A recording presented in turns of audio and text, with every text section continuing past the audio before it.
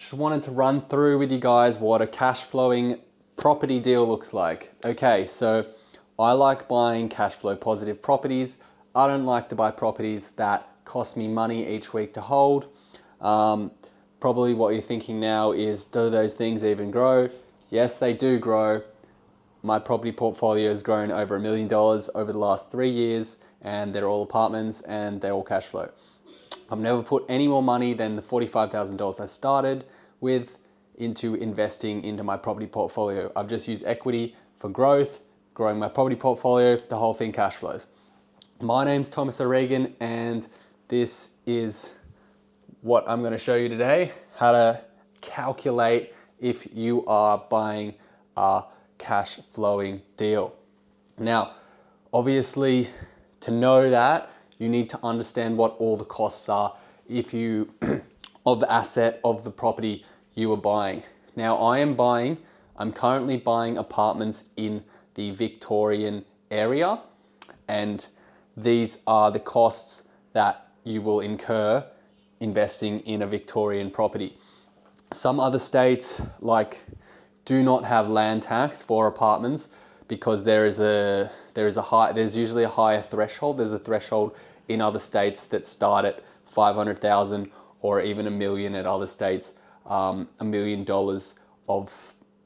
of land that you must own before they start charging you land tax. But in Victoria, they don't have a threshold on land tax. But the good thing about buying in apartments in Victoria, with the land tax, apartments land size is so small, so you don't have to pay very much land tax, so it's nicer on the cash flow. And this is what it is, right? So this deal, this is an actual deal that I'm purchasing at the moment. I'll just run you through the numbers here.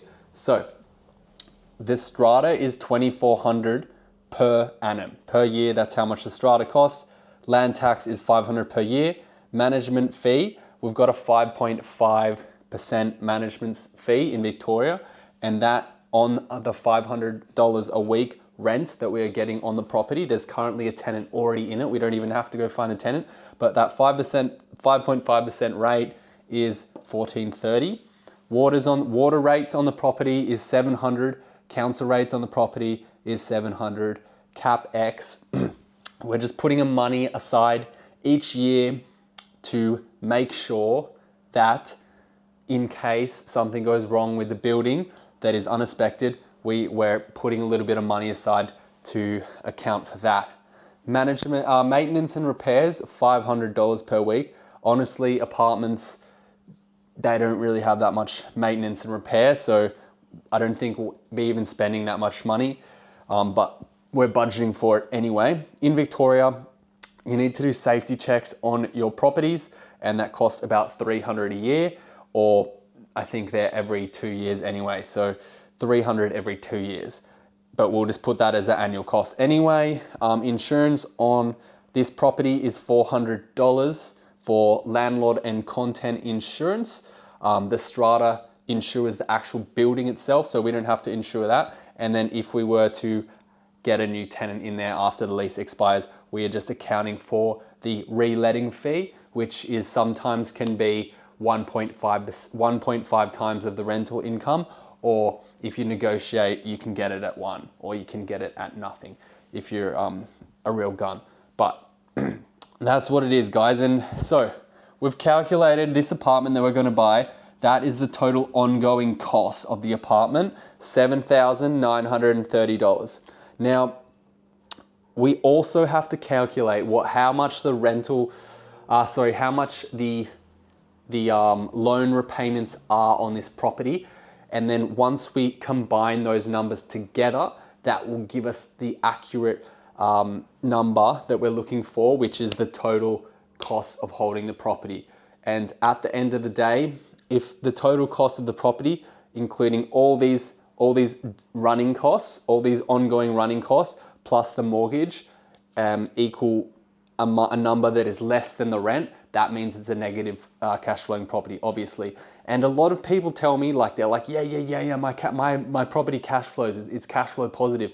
But I don't really even have to get into this other than having a short conversation with them to know that it is definitely not a positive cash flow. I wouldn't say it's not easy to find a positively cash flowed property, but I've been able to find them for my entire property portfolio journey, and the ones that I find generally grow very quickly as well. Okay, so in capital appreciation, I mean, they grow in value. One I bought in 2021 for $180,000. It is now worth $400,000. So now, how to work out how much the loan repayments are, right? This is part 2. So if we purchase the property at $270,000 and we put a 10% deposit down, that would bring the total loan amount to $243,000. Now, in this environment, it's pretty easy to get a 6.3% interest rate. So we would go a 6.3% interest rate, interest only, okay? And that would bring the total mortgage repayments to $15,309 per year right there. Cool. So we've got those two numbers. What we want to do is combine them together to figure out if it is a cash flow positive property. Now, this one, when you add those two numbers together, you get 23,239. Okay, cool. So when you break it down into each week, essentially what the property is costing to hold is costing $446,000 a week. Jesus, what am I saying? $446 per week to hold. That's how much it costs to hold. And as I said, the rent is $500 per week, and that is $26,000 per year. That means the property is positive cash flow $54 per week, and that is $2,808 per year. Okay, so just do your numbers, guys. Like, make sure, a lot of people, when they do their numbers to check if the property is cash flow positive or not, they leave a lot of the actual numbers out. Like, they don't account for the capex, or they don't account for any maintenance at all, as if a property is just never going to have any maintenance. They're like, yeah, cash flow positive, but does it? Like, did you account for, any reletting fees? Like, what do you think you're just never going to pay reletting fees? Like, because these three things, right? If you just didn't account for those, all of a sudden, well, I mean, this property is pretty good on the cash flow, but like, if you didn't account for some of these things, it could very easily just bring the property to not a good deal anymore. If buying a positively cash flowing property is what you're looking for and what you need in this time of your portfolio growth. Anyway, guys, I'm gonna wrap it up. Hopefully this helped. Bye.